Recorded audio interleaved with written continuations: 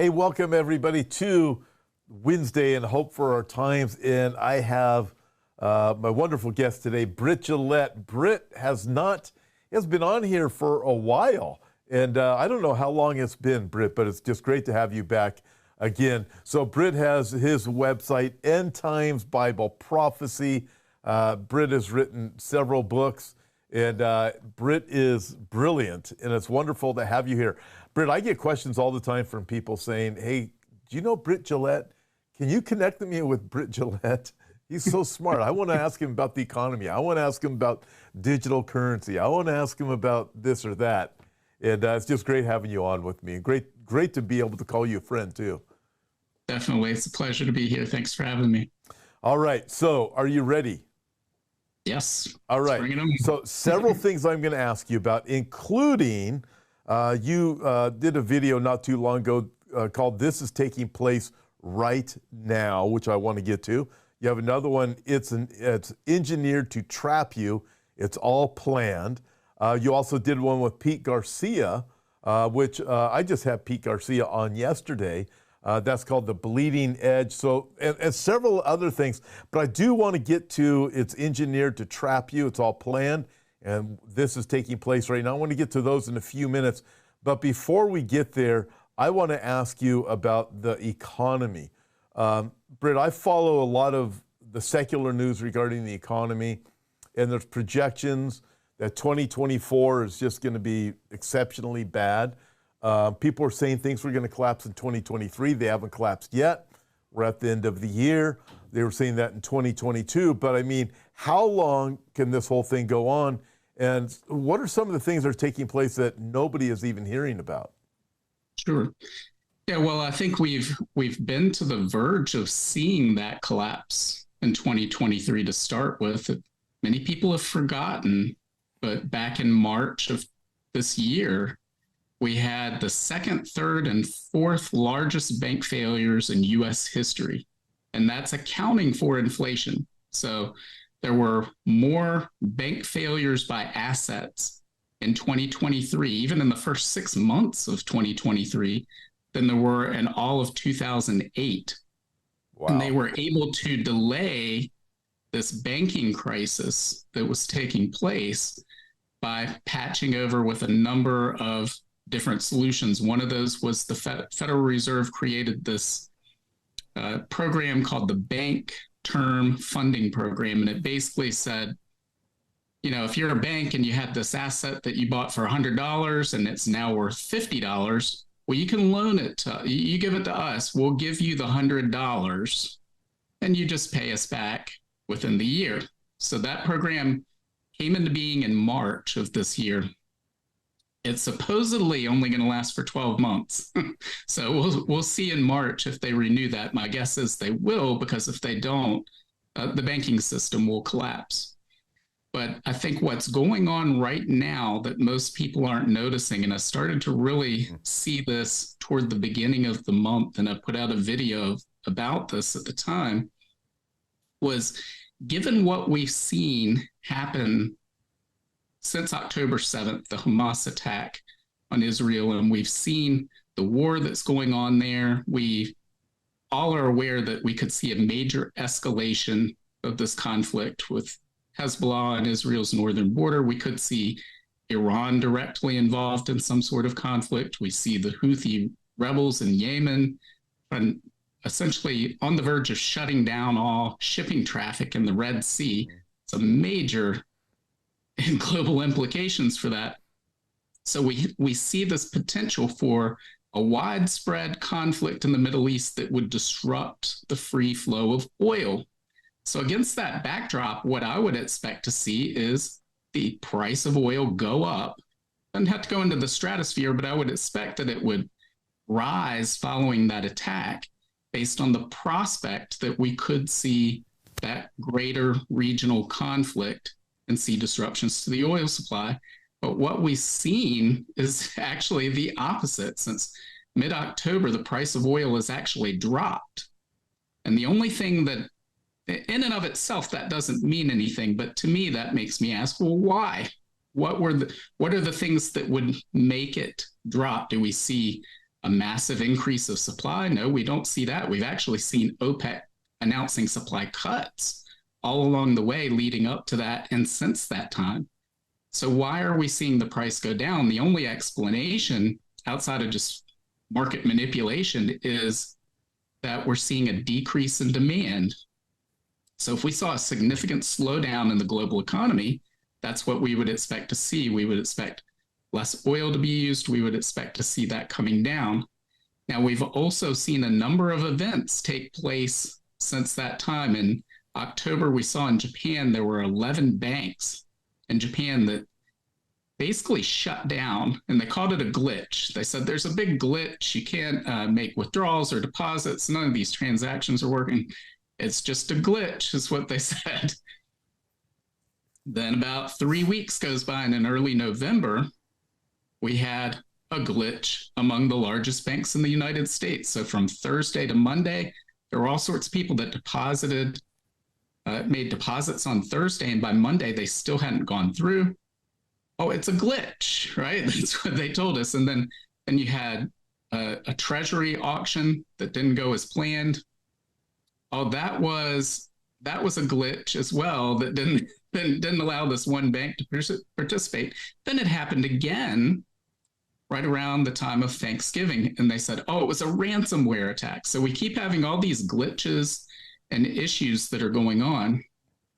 And then we had a recent comments by the Federal Reserve Chairman coming out and saying, well, after stating for a year and a half that we were going to raise rates to fight inflation, that we were going to stay higher for longer, that our goal is to get to 2% inflation. Until we get there, we're going to stay the course. Those comments that were made as recently as December 1st, where it was said, we aren't even thinking about rate cuts. Rate cuts aren't on the table. We may hike more. He came out on December 13th and said, well, there may be up to 3 rate cuts in 2024. So it's this complete about face between December 1st and December 13th. And you think, well, it's just 12 days. What happened? And so there's various speculations that are taking place. Some people claimed, well, it's the Biden administration has put pressure on the Federal Reserve in an election year.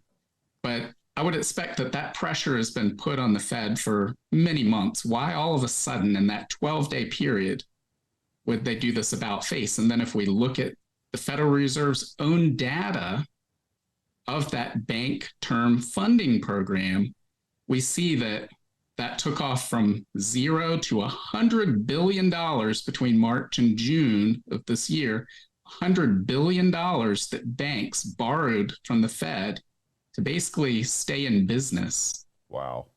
That leveled off for much of the year. Then we saw a slight tick up around the time that these glitches started to occur.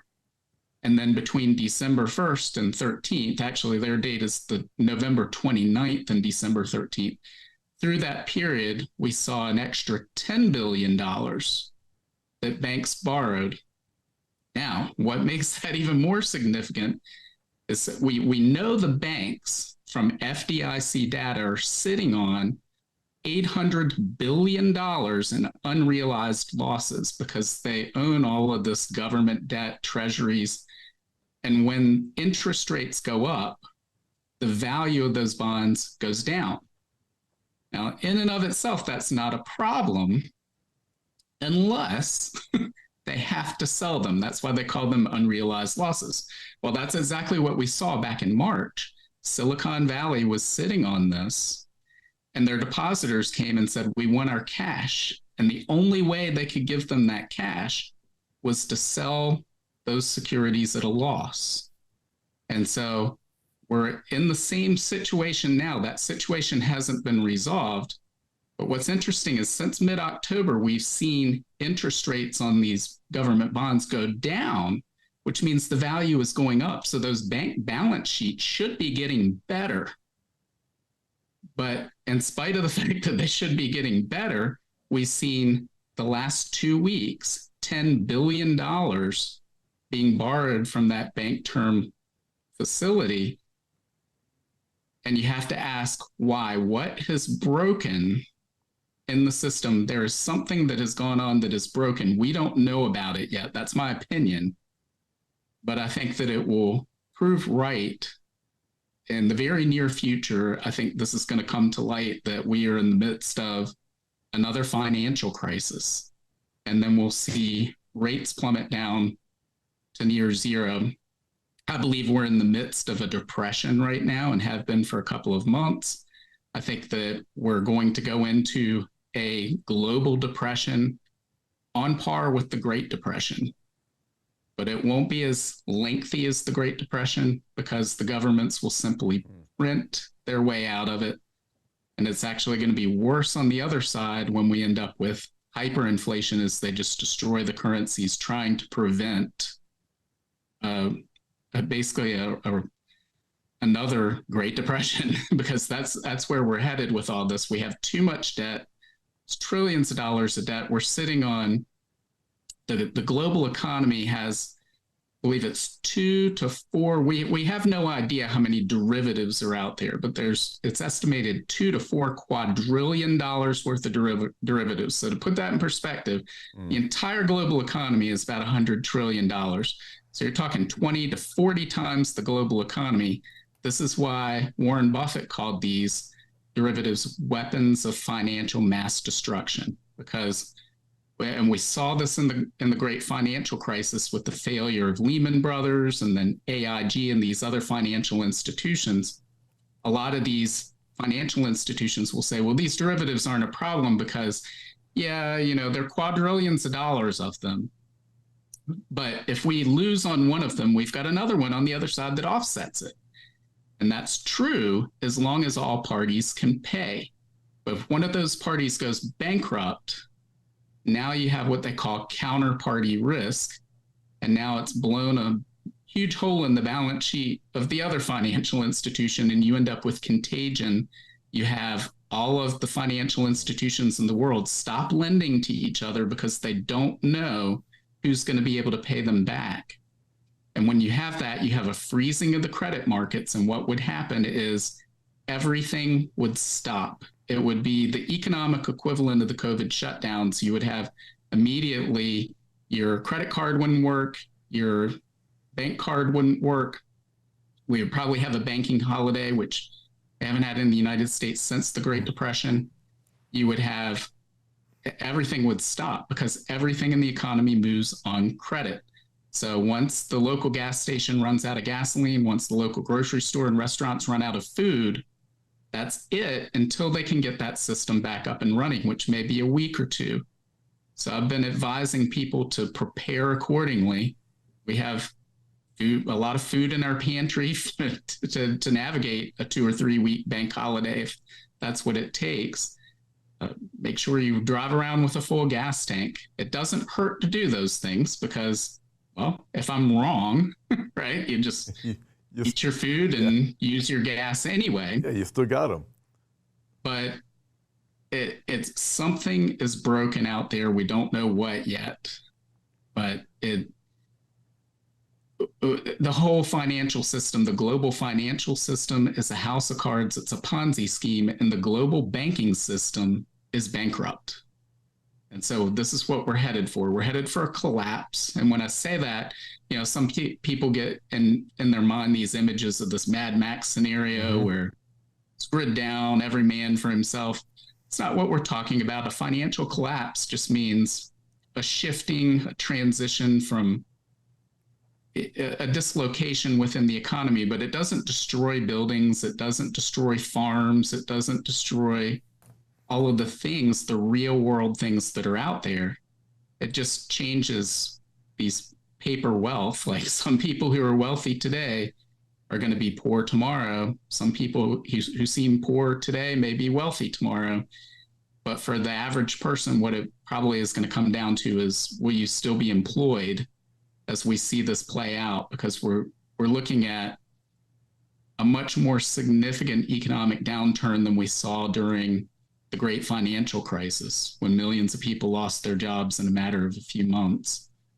And I believe we're looking at something on par with the Great Depression, but again, not as long in duration, probably 12 to 18 months. And again, they will solve that, and I put that in air quotes, by simply conjuring cash out of thin air and handing it out to people. Well, But that's going to create its own set of problems. So, well, I mean, it's very fascinating when you start looking at it and thinking about it. Will people have any money left in the bank? Because really, when a person puts their money in the bank, the bank uses that money. I mean, it's really not there. It's being used. And so if that money's gone, I mean, Silicon Valley Bank is a perfect illustration of what happens. right. And so happening on a much greater scale with everything that you're saying. Now, this isn't really a surprise if you understand Bible prophecy, because we know as we look at the four horsemen of the apocalypse, you come to the third one, you have this black horse that represents a global economic collapse that with a time that appears to be hyperinflation, a day's wage for a loaf of bread. Right. So when I mean, as you're talking, I'm thinking in my mind, okay, we have a Great Depression, absolutely devastating, but it's not going to last too long because these globalists, these governments, they're going to have to fix the problem. So they just print up more money, which kicks the can down the road to something that's going to be far worse. And is what sounds like you're describing. If you put it into that thinking, this takes us into the tribulation period with a time far worse, where these governments have created chaos. Some of it, I believe, they plan to create, but it's also going to get out of their control too. Where Antichrist will step on the scene and say, hey, I have the answer. Right. Yeah, I think that's absolutely correct. There's plans. They know mathematically this system is coming to an end. The current monetary system that we're on, the current global financial system. They want to hold on to it as long as possible because that's where they derive their power from. But in the meantime, they're making plans for what's going to be the replacement system so that we can control that. And then let's try to transition over. But as anybody who's studied war knows, the best laid plans die in the opening shot of battle. They don't know for sure. So they're going to hold on to the system until they can't. Once they realize they can't, they're going to let it run. And they're going to use that, I believe, to implement central bank digital currencies and roll that out. And I think it's interesting what you said, because most people, when you think about bank accounts, most people think that's my money and I'm putting it in the bank. They don't realize, one, you are a creditor to the bank. So it becomes the bank's cash when you put it in there, and you're an unsecured creditor. They changed the legislation after the 08-09 crisis to have bank bail-ins, because everybody said, I don't like these bailouts for the big banks. All the Wall Street people, they're getting bailed out. Taxpayers shouldn't have to pay for that. And they said, okay. So they switched it to bank bail-ins. Well, what's a bank bail-in? Well, it means if you've got cash in the bank above that FDIC limit in the United States, it's different in other nations, and the bank goes bankrupt, well, that cash above that threshold now becomes a part ownership in the bank. You were the one that was timely bailed out the bank. They just call it a bail-in. And we've seen this happen in Cyprus about a decade ago. Mm-hmm. But the key is your ownership in that bank is going to be a small fraction of what you had in the bank. The other thing people don't realize is back during the COVID shutdowns, the amount of reserves that had to be held on hand by the banks, deposit reserves, was set to 0. Right. Wow. Most people think, I put my cash in the bank and they keep a little to the side for people that come to withdraw, and they lend the others out to people in the community. No, that's not how it works. They when they lend out cash, they just sort of make it up. They go, okay, here, we'll create this money in your account and you can go spend it. Right. And now you owe it to us. It just comes out of nowhere. It's a big Ponzi scheme is all it is. And it's dependent, just like a Ponzi scheme, on a growing level of debt to keep the system going. And when we get to the point where that debt can grow no more, it comes crashing down. And so they know that day is coming and they're preparing for it with a new system to put in place. Yeah, it is so fascinating. I'm glad you said Ponzi scheme, because when you look at it, that's what all it really is. It's legalized, and the richest people in the world are behind it, and they're controlling most of the things that are out there.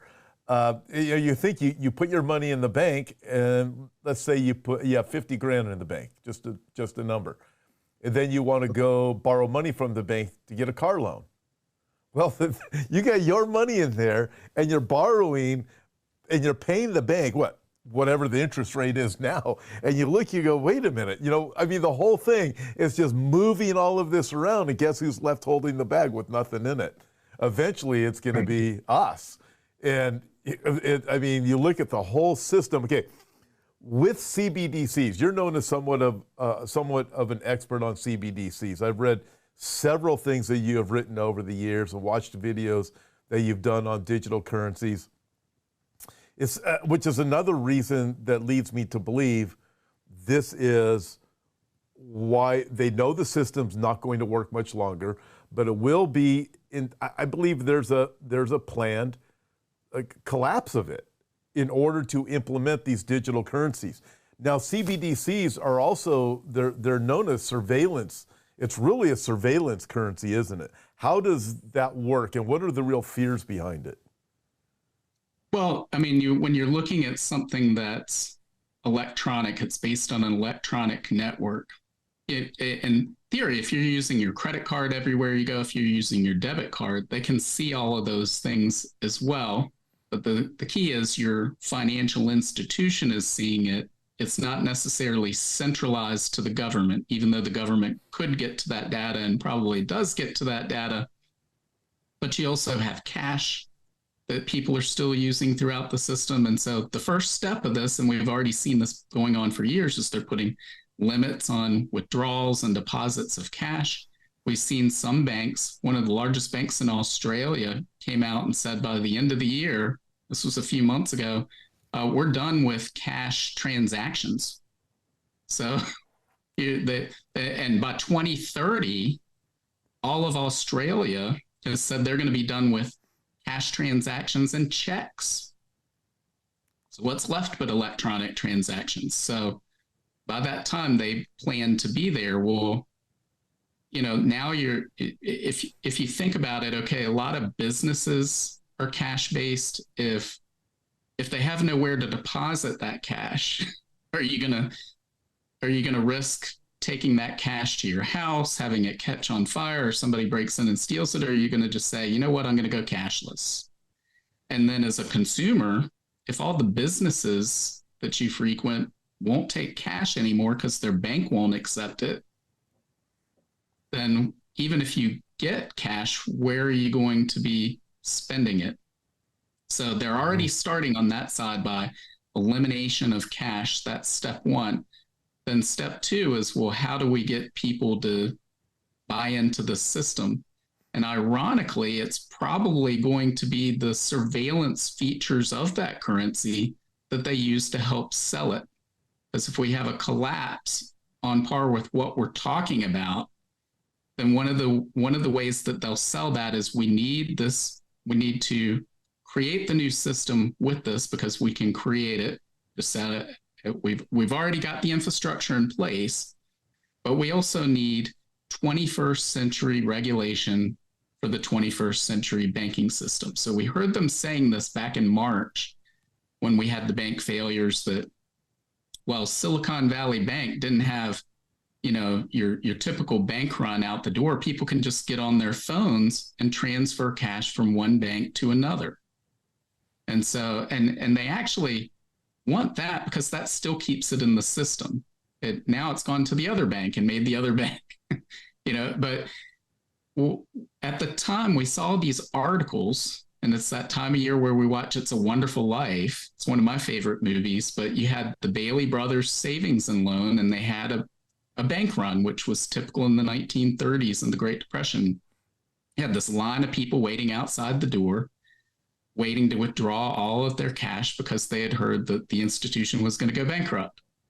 And so they're saying, well, now, people can just do that on their phone. Yet we still had the same type of regulations in place as the 1930s. We need to update our regulations. And a little over a year ago, they held this, I would call it a war game. It was called the FDIC Systemic Resolution.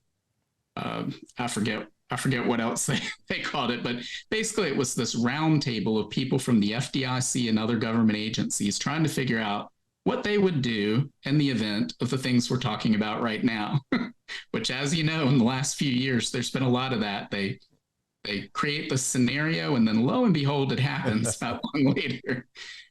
But there were a number of things in there, such as one of the participants said, well, you and I don't have any faith in the banking system, but, we need, you and I don't have it, ha, ha, ha. And they all laughed. They said, but we need to make sure the public does. And everybody seized on that comment correctly. But there was another one later where somebody brought up, well, how about non-financial, systemically important institutions? So we're looking at these large banks that if one of them failed, it would cause this financial contagion and possibly collapse the whole global economy. But what about the ones that we don't regulate, such as hedge funds? Do we have any insight into that? And the answer was, well, no. You would have to have an act of Congress. Supreme Court would have to be, there's just no way we can know that. And so my guess is whatever happens, they'll shift blame to one of those entities. It may be some obscure hedge fund, or maybe the next Ponzi person like Bernie Madoff, if you remember him from the great financial crisis. He was actually running a Ponzi scheme. And they'll say, well, if we had central bank digital currency in place, we would know that. We had that back in 2008. We would have known Bernie Madoff's running a Ponzi scheme because we saw he didn't buy any securities with this cash that came into the accounts. We would know if this hedge fund got a bank loan using this collateral and then turned around and talked to another bank and used the same collateral. And then when they failed, it caused this crisis that's the reason you lost your job. That's the reason you lost your house, all of these things. So if we had this in place, it would prevent that from happening again. And that will sell that to a lot of people.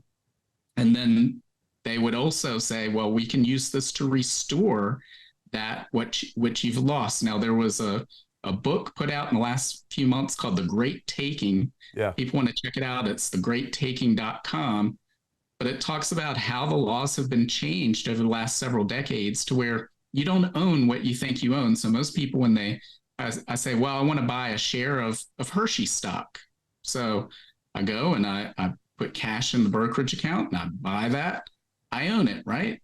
Well, no, you own a security entitlement, and you're not first in line in the event that there's a bankruptcy of the system like we're talking about. That actually is going to be probably one of these financial entities. So they're going to take that, which I can't imagine is going to make the politicians very popular, right? So people are going to be demanding this back. Well, we can restore everything with these central bank digital currencies. We can restore what you had in that account. When people lose their pensions, when people lose their retirement accounts, when people lose their cash in the bank, they will be more than willing to accept a central bank digital currency replacement if the alternative is, sorry, you lost it all. And so they're going to have us. I look at this, Britt, and I think, right now there's so much resistance to digital currency. However, when people are starving and start losing everything, there will be a sudden surrender like, okay, this is the answer. I just need to put groceries back on the table. Everything's been closed for 3 weeks. I ran out of food that was in my pantry. I ran out of gasoline in my car, and people will be under the pressure. They will be willing to submit to it. I want to ask you a few more things. You talked quite a bit on the digital currencies in your video that you recently did. This is taking place right now. Also, it's engineered to trap you. It's all planned, which I want to ask you about that, although you already covered some of that here.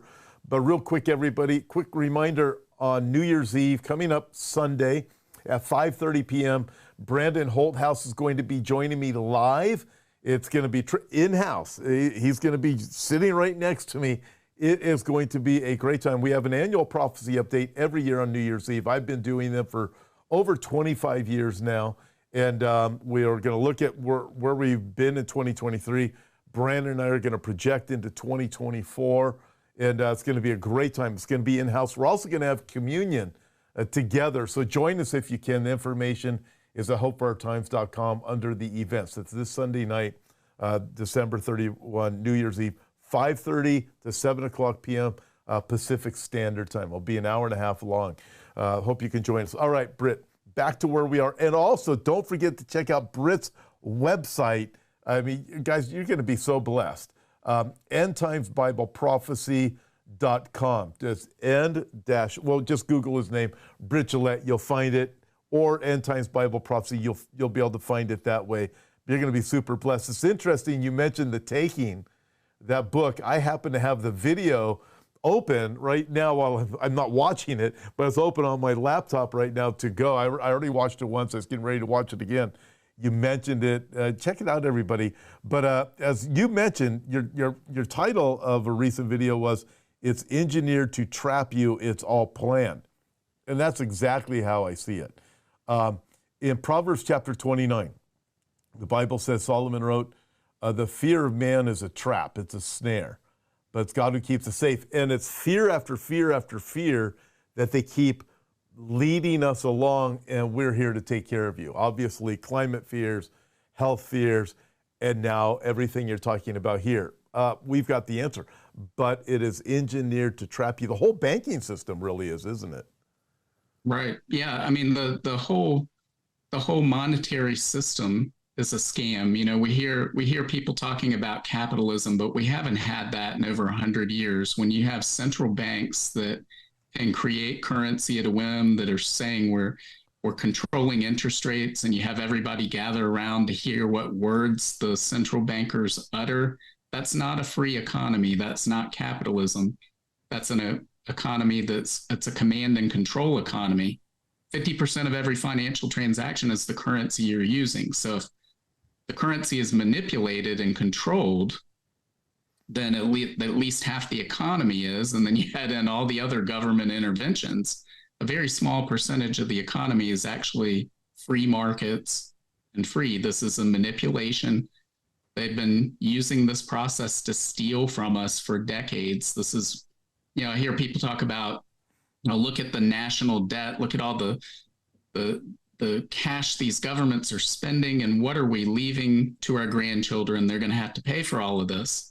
And I say, well, reality check, you've been paying for it the whole time. That's why, the loaf of bread that cost a quarter 60 years ago costs $7 today, because you've been paying for it through inflation of the currency. The purchasing power of the currency has been eroded, and that's what people are getting paid in. So they've taught people to work for these worthless pieces of paper that are slowly being devalued, and they're taking that value. It's not just disappearing, it's going somewhere else. That's why we see the rich getting richer, and we see this control taking place.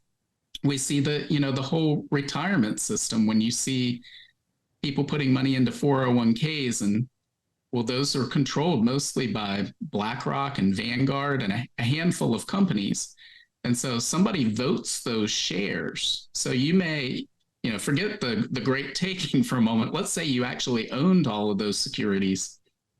Well, you haven't been voting for the boards of directors at all of those companies. Who's been doing that? Well, whoever, the ETF, the index fund that bought those shares on your behalf is doing that. And that's why BlackRock and Vanguard have so much power, because they essentially control all of those companies using the money of the general population that we willingly put in paycheck after paycheck.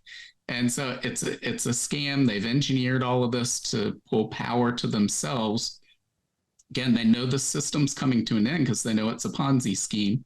They're actively working to put things in place for the next system. They're trying to get that set up before the system collapses. That's why they're holding, I believe they are trying to hold this back and prevent it from happening. But once they lose control of it, they'll let it run.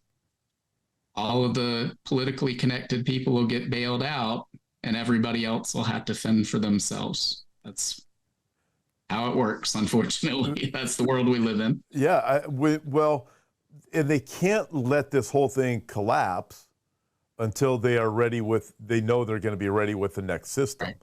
So that's probably one of the reasons why the can has been kicked down the road so many times, is because the other system just hasn't been quite ready yet. Sure. Yeah, but they're on the verge of having that system ready to roll out. Do you foresee this taking place in 2024? I would expect to see a major banking crisis by March of 2024. Now, in regard to implementation of central bank digital currencies for every transaction people make, I don't know that that would happen in 2024, but I would expect to see us move much further down that road than we are now as part of that process, because I don't know that they can kick the can much further down the road than what we're seeing here, because in the past when they did that, we didn't have the inflationary problems that we're having now. So they're very limited in what they can do without causing outright hyperinflation, which would make the inflation we've seen the last 3 years look like just a little blip on the radar. We would long for the days of the last 3 years. And I know that sounds bad because many people are struggling to buy groceries to feed themselves, but that's unfortunately where we're headed for this. There's no way out in the current system. There's two paths. There's a deflationary spiral, as we saw in the Great Depression, with bankruptcy after bankruptcy and millions of job losses. And then we print to bail out the system and cause the death of the currencies involved, which, guys, is globally, every currency used on the planet is a fiat currency, meaning nothing's backed it. That's been the case since 1971. It was not the case throughout history prior to that time. There was always some sort of gold-backed currency, or people were using actual silver and gold. I point out to a lot of people I know, my parents a lot of times would say, well, I remember when I could go to the drive-through and get a hamburger for 25 cents and fries for 10 cents. And the thing is, you can still do that today if you've got that quarter and dime from back then, 1960, pre-1964. They were actual silver. They were made of silver. Now it's not made of silver anymore. But if you had those actual silver quarter, it's $7 or so. And if you've got a silver dime, it would cost $3 to buy one of those. You can still go buy burger and fries for that quarter and dime. That's a great that's a great way of looking at that.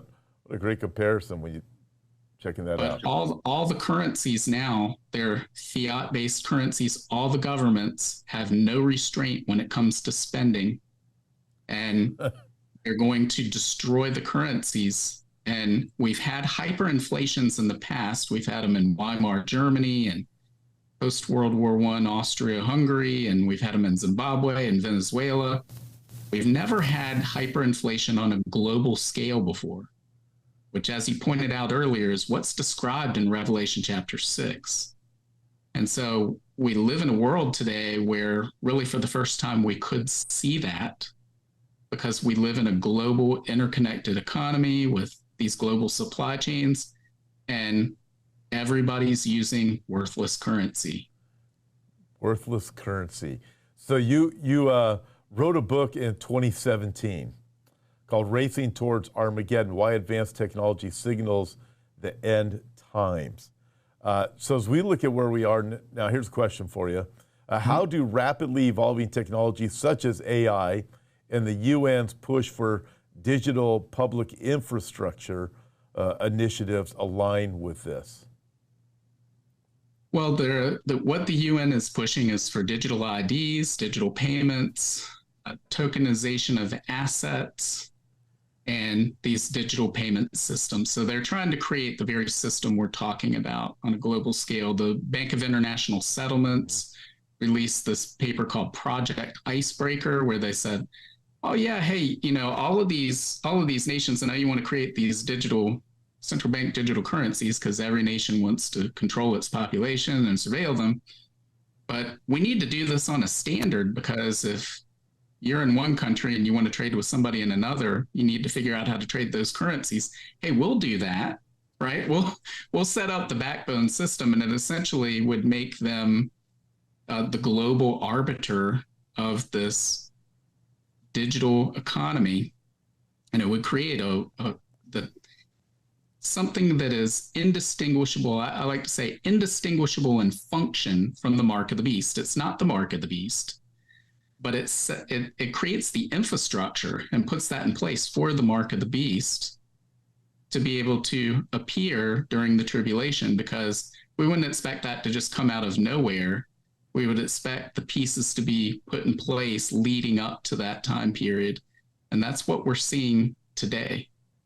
Well, everything coming together so rapidly, too. Just with that, as we relate all of this to the Bible, I look at 2024 and listening to you, and it's the reality that we need to be ready for whatever is coming. And most importantly, is we need to be ready to meet Jesus. And for those out there who don't know the Lord, listen, all these things are coming together exactly as the Bible says. And it's only by Christ that we can be forgiven. What would be a final exhortation you would have for everybody?